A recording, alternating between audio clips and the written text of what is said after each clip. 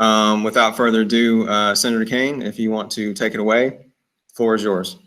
Great. Well, I will, Mr. Bridgen, and thanks to all of you guys for inviting me today.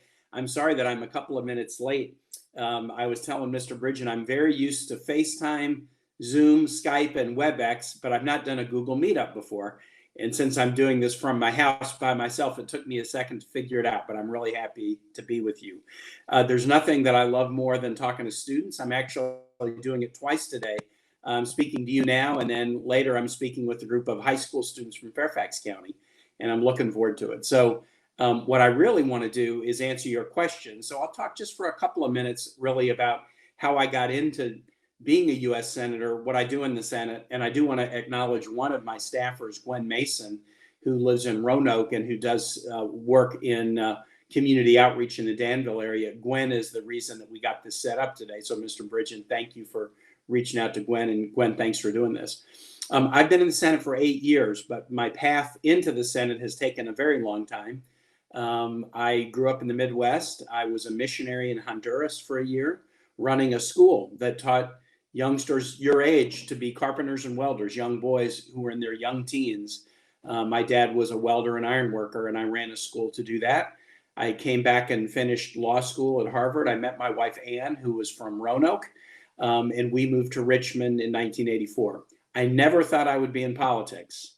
Never. I was a civil rights lawyer, and I loved doing that, but I got mad at my city council one day in 1994. As a naive 35-year-old, I thought maybe I could do a better job than people who were representing me. I think that's what makes a lot of people decide to run for office, just that feeling, maybe I can do better. And so I ran and was elected to 2 terms on the Richmond City Council, then 2 terms as mayor, then lieutenant governor, and now I'm in my 2nd term as U.S. Senator. I have a funny distinction, and I'll tell you why it's funny after I tell you the distinction. Only 30 people in the history of the United States, in our entire history, have been a mayor and a governor and a United States senator. Many, many governors become senators, but the reason the number, including mayor, is so small, I always say, is being mayor will kill you. It's the toughest job. It's very, very hard, local government. And so I've always maintained a real affection for and respect for local elected officials. And I've done a lot of work over the years with local elected officials in Danville and really enjoy Danville as a city. In the Senate, our work is pretty heavily focused on committees.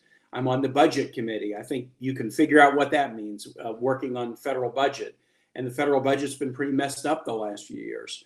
But the 3 committees I'm on that take the most time are the Armed Services Committee, all of the nation's armed services and defense.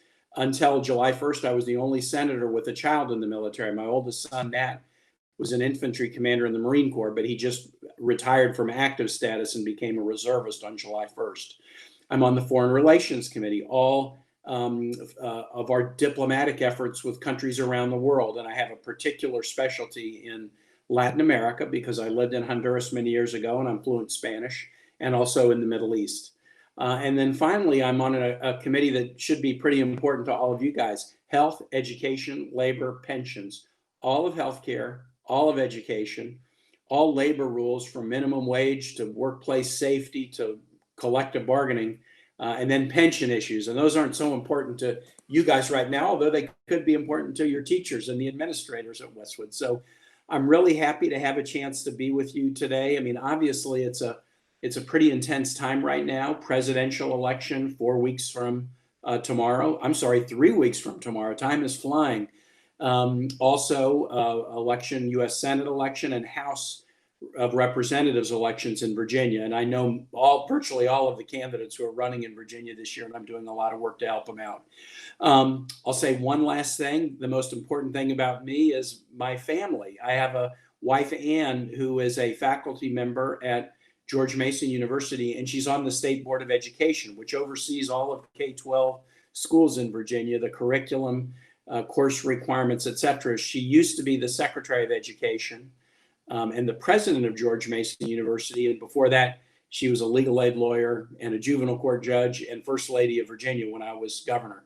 So we work hard, and education is really important to both of us. And with that, Mr. Bridgen, I'll hand it back to you. And I really look forward to taking questions of those who are on this call.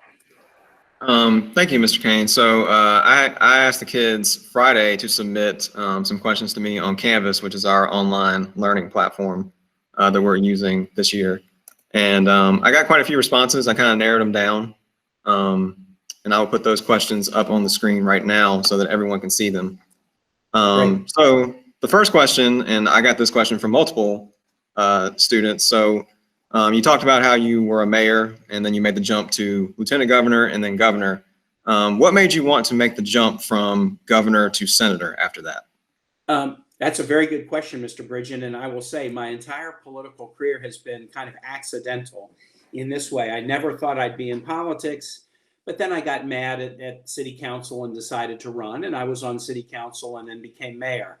And then I was on my way out of politics. After my second term as mayor, I announced shortly after I was elected for the second time as mayor that I would not run for a third term. So I was on my way out. I was going to go back to doing my civil rights work.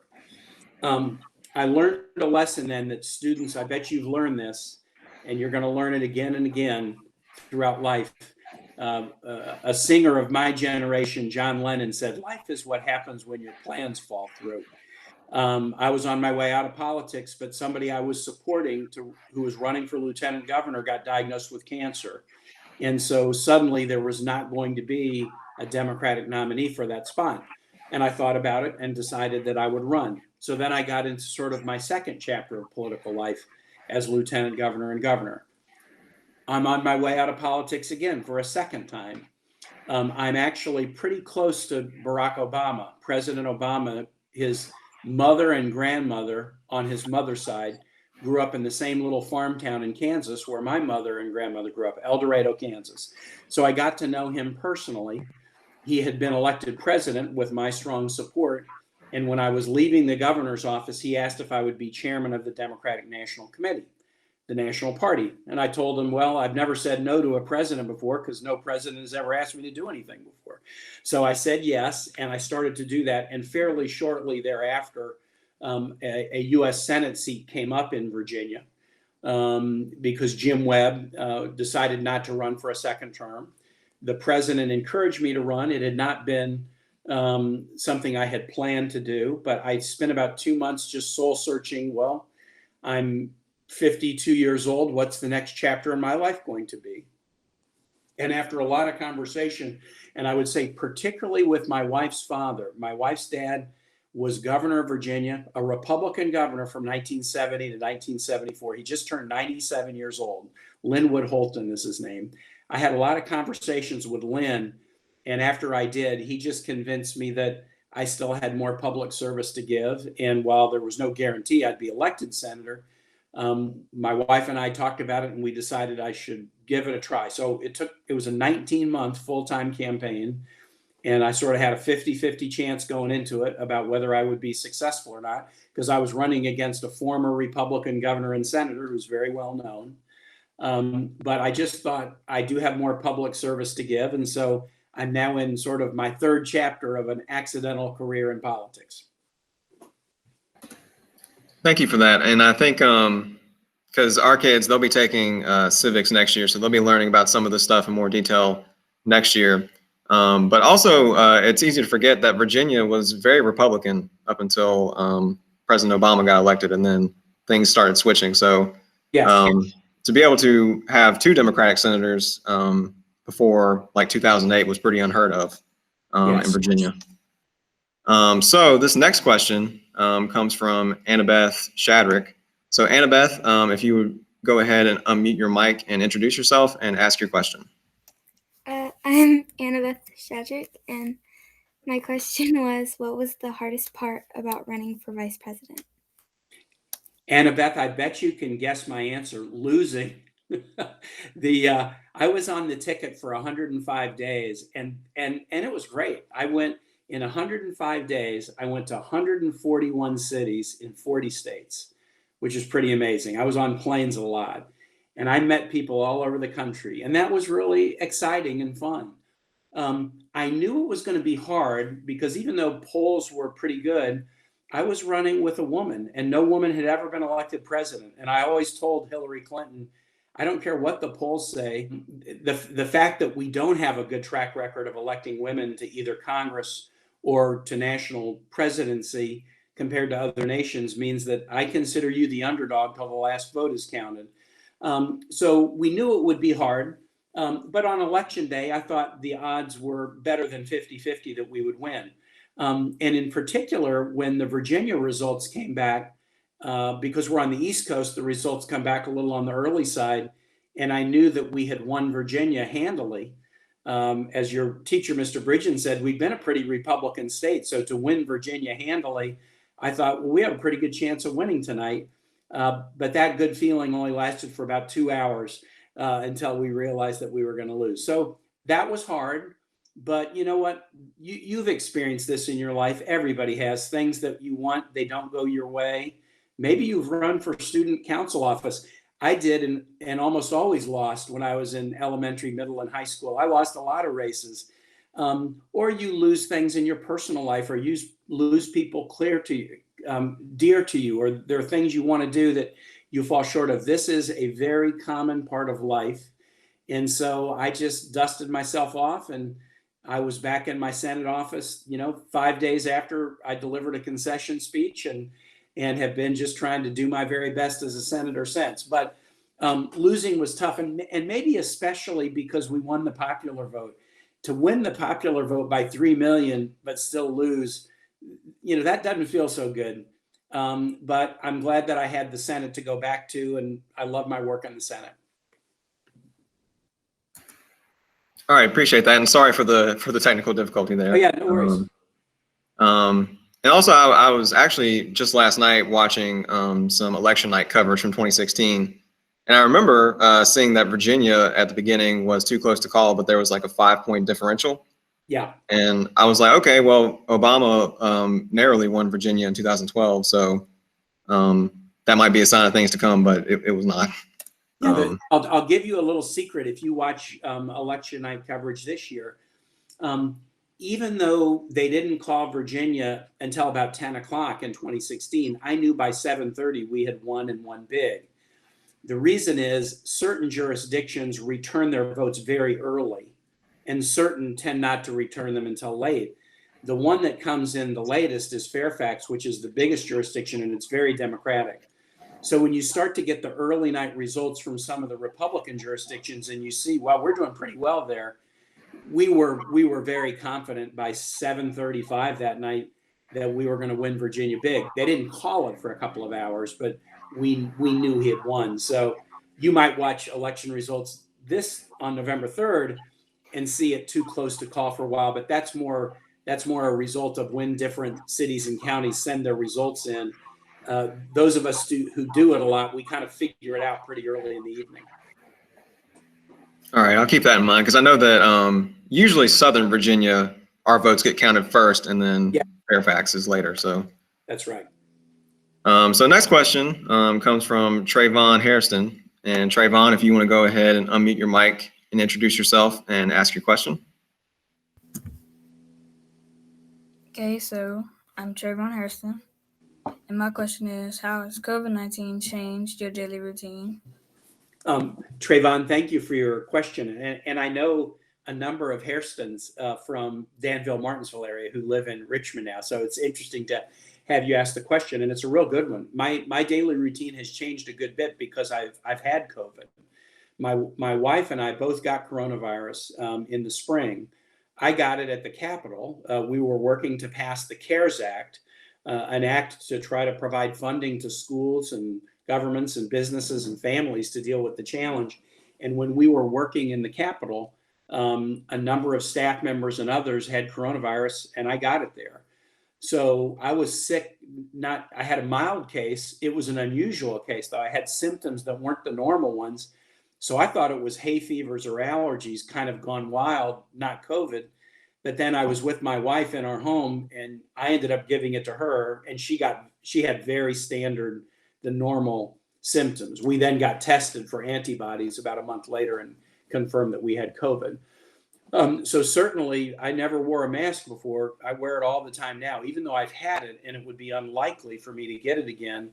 I'm not 100% sure of that, so I wear a mask. I really take the hand washing and social distancing very, very carefully. And then the other little thing that's changed about my daily routine is, I feel like I should do everything I can to stay healthy, because the healthier you are, the better you can deal, with any sort of virus or illness.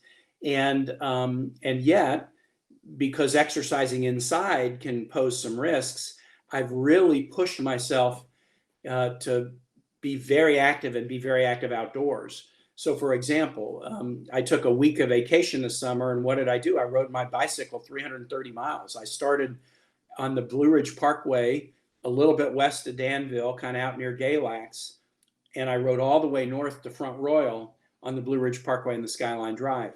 I hiked 560 miles on the Appalachian Trail in 2019. So I'm 62 years old. I'm not getting any younger, but I've decided what I'm going to try to do, and COVID has really encouraged me in this, is focus a lot of my energy on just staying as healthy as I can. And COVID has made me try to do that through outdoor exercise, and it's been really, really enjoyable. All right, so next question comes from Tristan Newby. And Tristan, if you want to go ahead and unmute your mic and introduce yourself and ask your question.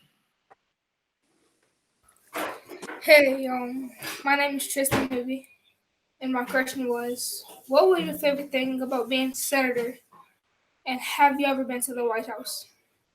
Thank you, Tristan. Great question. I have been to the White House often. In fact, the first time I went to the White House was when I was mayor of Richmond, and I went for an event with President Clinton. When I was governor, I went to the White House on a number of occasions when President Bush was in office. Because I am close to President Obama as a personal friend, I was at the White House many, many times during the 8 years he was president. And I've been to the White House once during the Trump administration as a member of the Armed Services and Foreign Relations Committee. We had a meeting there once about North Korea, and they asked me to come and be part of that discussion because of my committee membership. My favorite thing about being a senator, this is tough, but I think my favorite thing is interacting with communities around the state that are trying to solve problems and seeing if I can help them. So, I will get on the phone, give you an example. A week ago today, I had a phone conversation like this with the Monacan Indian tribe, one of the Indian tribes in Virginia that has been recognized by the federal government. That was a bill of mine that got them recognized. They had been trying to get recognized for hundreds of years. None of the Virginia tribes had been recognized, but working together, starting when I was lieutenant governor, finally about 2 years ago, we got the various tribes recognized. So I got on the phone with one of the tribes last week, say, okay, a couple years in, how's it going? What is your interaction like with the Bureau of Indian Affairs? Is it working the way it should? How we can be helpful? But Tristan, I was so motivated by how persistent these tribes were in trying to solve this issue. I love being able to help them accomplish it. So whether it's helping the city of Danville get a grant, or whether it's helping a health clinic in Lexington get some funding so that they can serve people who have healthcare needs at a time of significant economic challenge. I work together with my staff. People around Virginia tell us what their need is.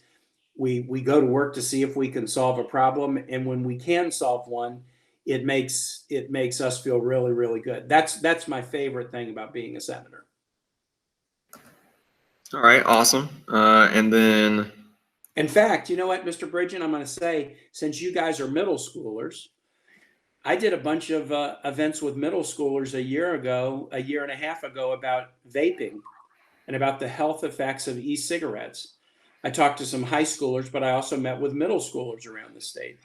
And after that, I introduced a bill with Senator McConnell of Kentucky to raise the tobacco age in the country from 18 to 21. Now, Danville is a community that has a historic tie to the tobacco industry.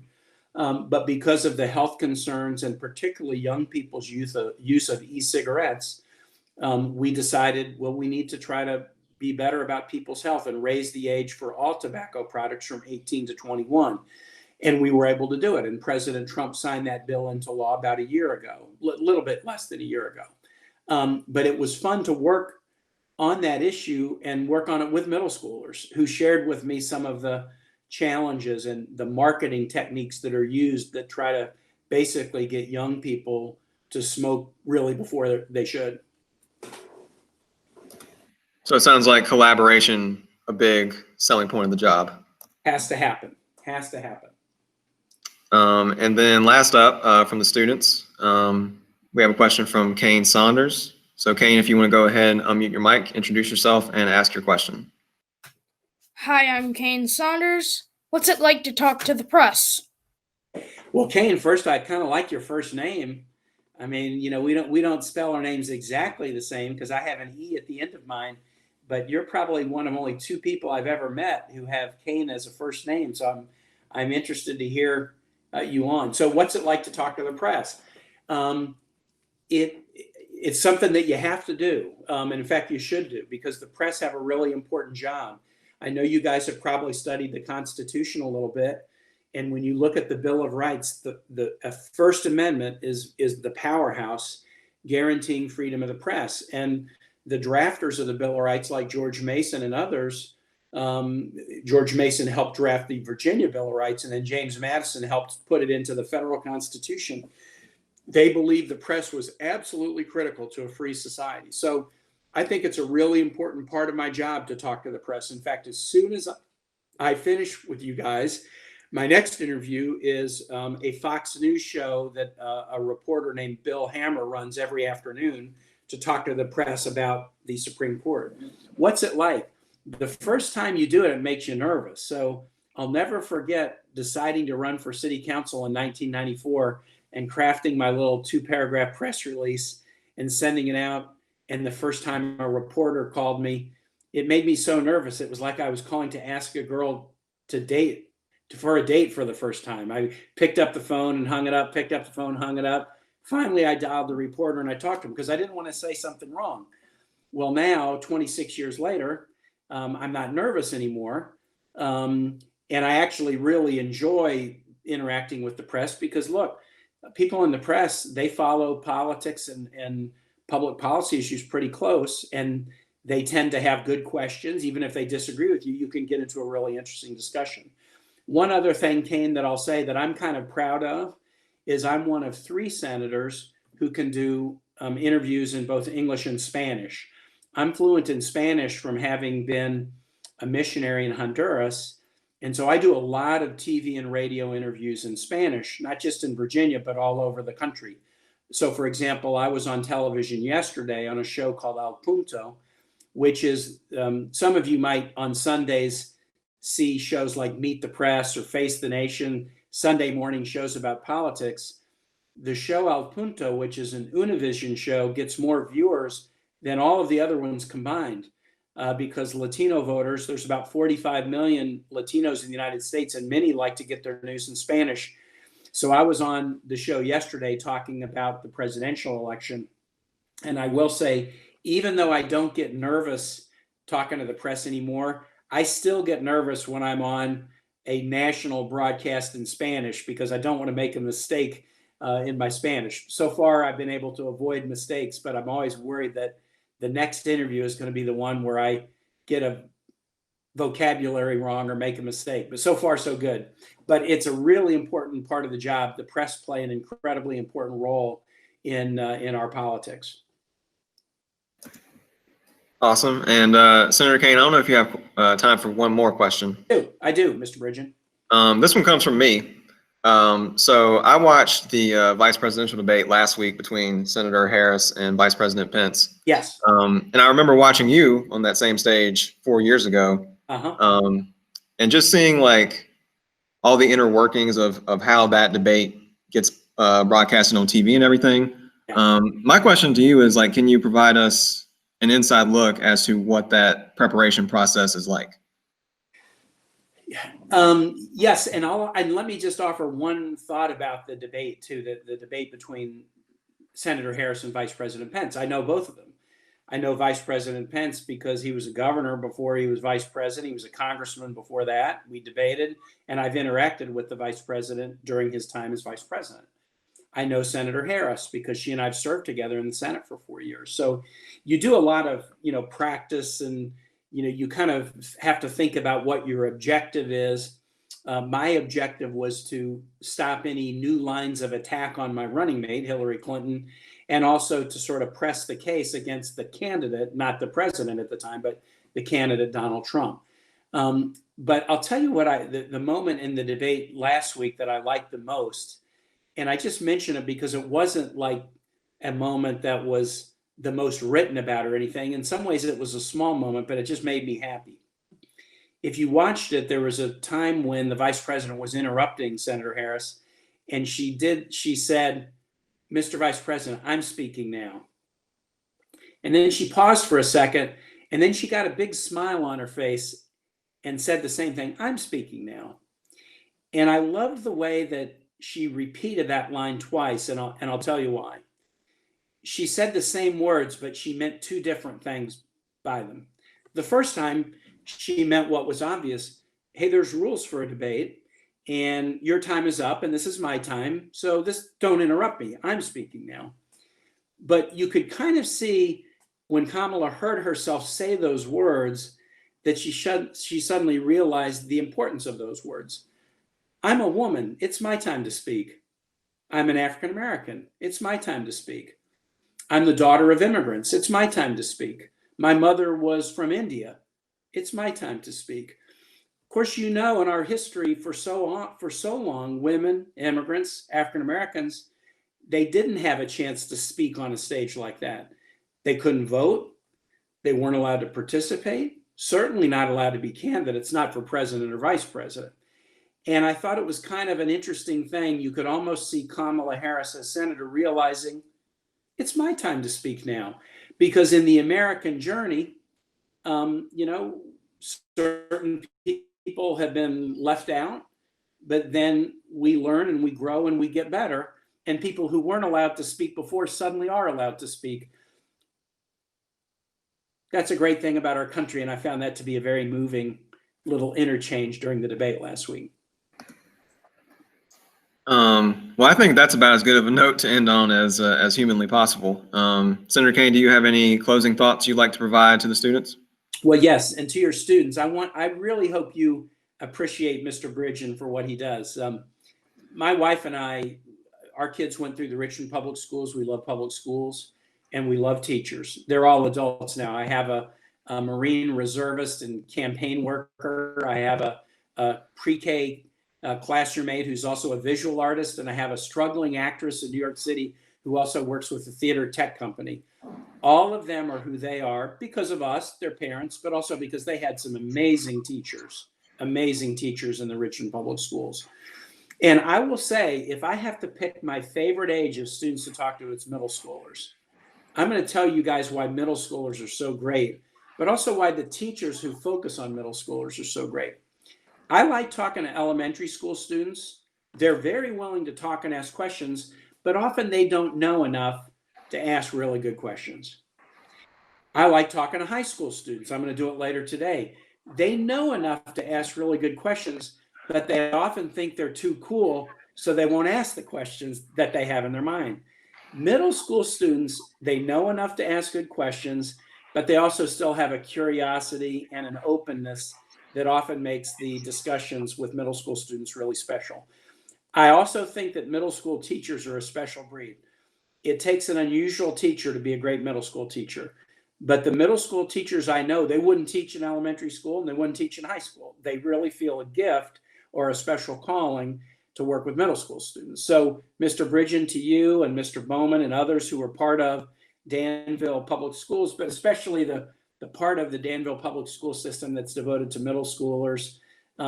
It was essentially middle schoolers I was teaching when I was in Honduras running a vocational school. And I've got a real love for kids in this age group, and I know you do too. So thank you, Mr. Bridgen, for what you do, and thank you guys for inviting me to come and be part of this today. Absolutely, thank you. Thank you for sharing your knowledge with the students. Kaine, you have a question?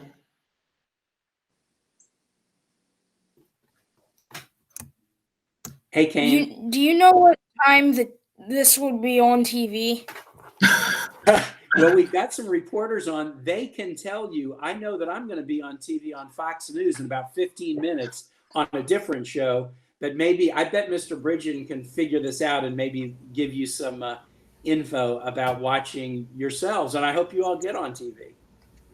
Kaine, we'll talk after we dismiss everybody, okay? Senator Kaine, before you leave, this is Kevin Bowman, Assistant Principal. Real fast, just wanted to let you know, sir, that you will be receiving a Westwood Middle School t-shirt on behalf of the students in Mr. Bridgen's class. Thank you so much for coming on today. I will wear that t-shirt up around the Senate. And when senators ask me, tell me about Westwood Middle School, I'll be glad to tell them. Thank you so much. We appreciate that. Okay, thanks, guys. Have a great day. You too. And I want to give a special shout out to all the press who joined us today as well as all of our DPS staff members who joined in today. I know that Senator Kaine's staff in particular has been awesome throughout this entire process, getting us all set up over the last week. So I want to extend my sincerest gratitude to them as well. With that, this meeting is officially over. My kids, I want you guys to stick around for just another minute before I dismiss you all. But everyone else, free to go.